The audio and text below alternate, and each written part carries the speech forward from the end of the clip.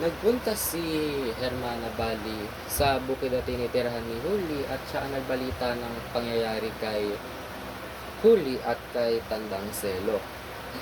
Tila nabingi si Huli at dinurog ang kanyang puso at napagkawasak ng kanyang hinaharap at mga pangarap.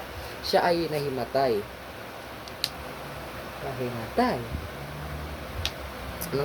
Nang marinig niya ang mga pangyayari ito. Nahimatay siya nang marinig niya ang mga pangyayari ito at nagising lamang siya binibisikan siya ng mga agwa bendita at kinupurot at sinasampal. Ngayon, nagising siya. Pagkagising niya, kita sa mga mata niya ang mga luha na kanyang lubos na pag-iyak.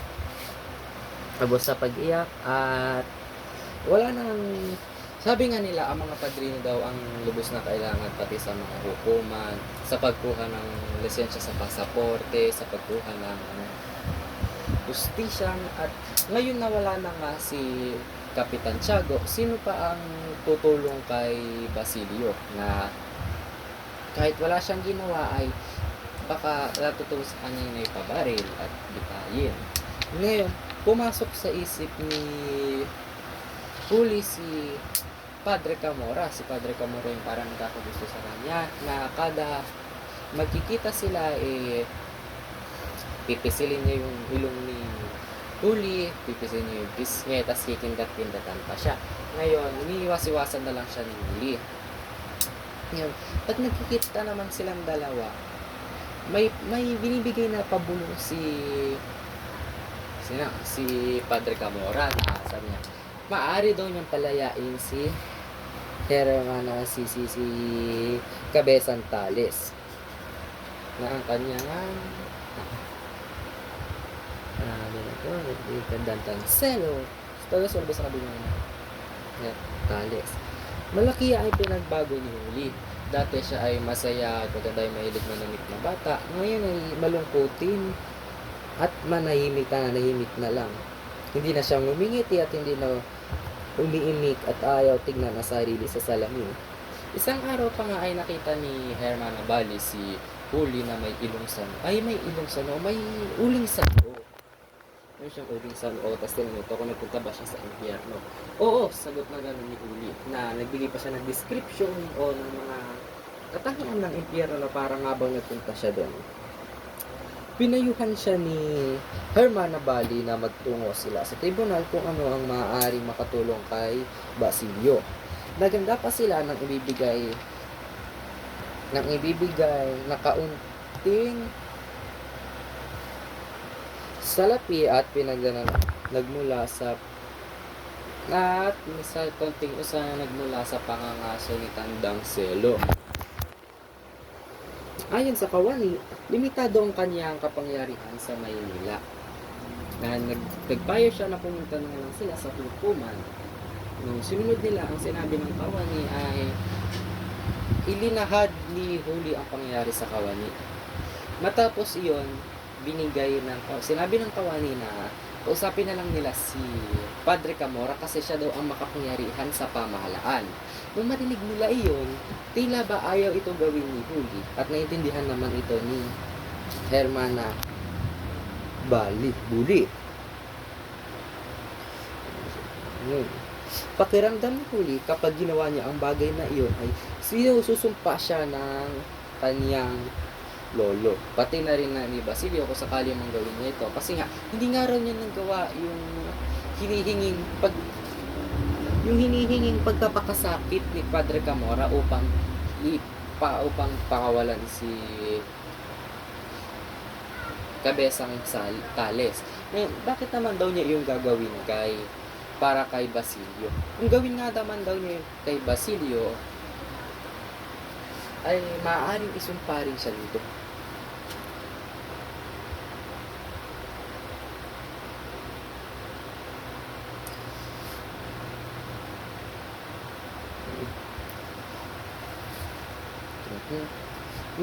Nang hapon ng kinabukasan, kumalat ang balitang merong binaril. Ngayon, pinuno ng takot ang puso ni Huli na hindi siya makatulog sa umaga, ay hindi siya makatulog sa gabi. Tapos at gumaan pang mga Ngayon, kinabukasan ng araw din na iyon, inipon niya ang kanyang tapang upang pantahan si Padre Camorra upang humingi siya ng tulong upang pakawalan si Basilio. Pero nagbihis na siya, hindi rin siya nakalis ng bahay nun dahil sa kanyang pagdadalawang isip at ang takot niya kay Padre Camorra. Dumaan ng maraming gabi at ganoon pa rin nangyari, hindi siya makatulog sa takot na natin siyang bangungutin. Isang gabi, nakatulog siya na hindi niya nalalaman at bigla niya nakita ng puno ng dugo at sugat si Basilio. Bumangon siya bigla at hindi na makatulog. Buong gabi ay sinasabi lang niya ang pangalan ng kanyang ina. Kinabukasan, may nagpuntang ang biyahero kay Huli. Nagbigay niya ang balita na isang usap-usapan sa Manila na lahat daw na nahuli ay pinakawalan bukod kay Basilio. Si Basilio daw ay ipapatapon sa Carolinas na isang hiling mismo ni Basilio na may pirma pa niya.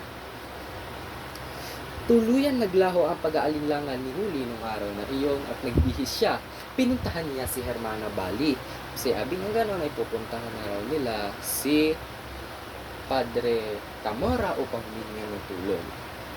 Nung paglapit nila sa syudad ba?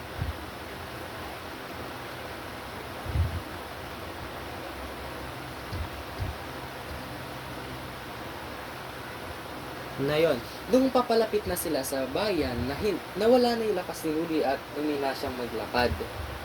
Sabi gano'n ni Germana Bali, gagabihin na sila. Ngayon, sabi naman gayon nakita na nila ang kumbento. Tapos nung nakita ni Huli ang kumbento, kinabahan siya, natakot. Sabi niya, umuwi na tayo, bumalik na tayo sa nayon. Sabi niya gano'n sa takot nga niya kay Padre Camorra at ang kaba. Sabi gano'n, mahigpit na hinawakan ni Germana Bali si Huli at kanyang hinihila-hila ito walang pumunta. Sinasabihan pa niya gano'n na alam mangyayaring masama sa kanya dahil kasama niya ito at ano nga ba ang gagawin ni Padre Camorra sa isang taga-bukid lamang.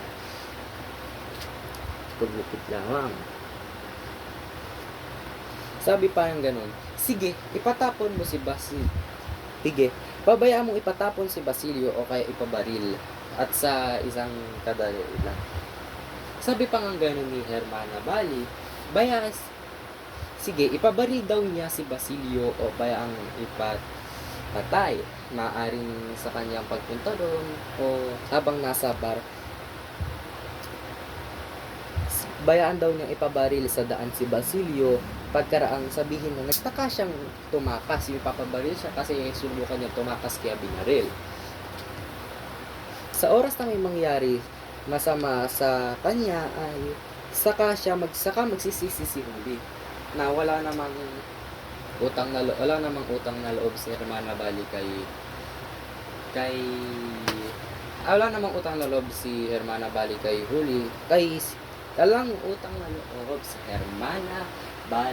kay Basilio. Tama ba? Wala nga talagang utang na kanya. Kaya walang may susumbat si Basilio sa akin. Yun. Natigilan si Huli sa mga panunumbat ni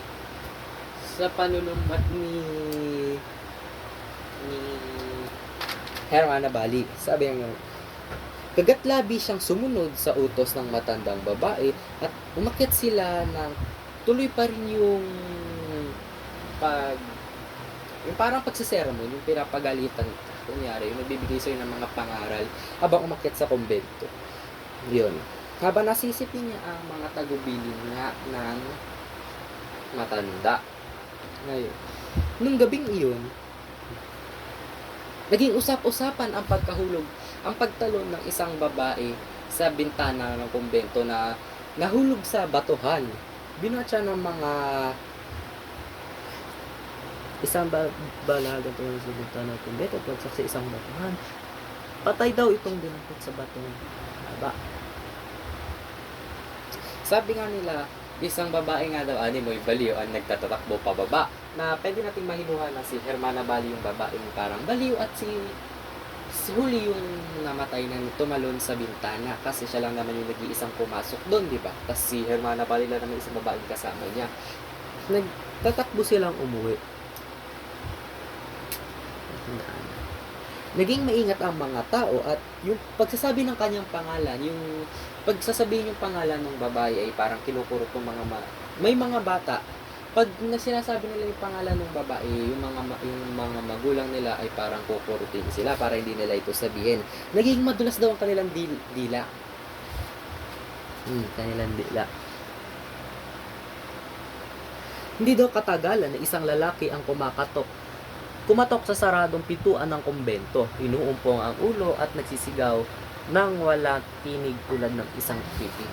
Yun nga, yung sinasabi dito na yung lalaking nagkakatok, na inuumpog yung ulo, tas nagsisigaw na para bang pipi, ay masasabi natin si Tandang Selo kasi nga 'di ba, nawala yung kanyang boses. Napipi siya. Ang magagawa lang naman ngayon ng mga lalaki sa loob ng kumbento ay yung para bang magagawa ng mga lalaki sa loob ng kumbento ay manimik na lamang at tiisin ang pangyayari. Nagpunta rin siya sa Gobernador Silio sa sa kwartel hanggang muli nagbalik na ito natin. Nagpunta pa nga sa Gobernador Silio ang lalaking ito sa Huas de Pez. Tas pagkatapos ay bumalik naman ulit siya sa Tintinda.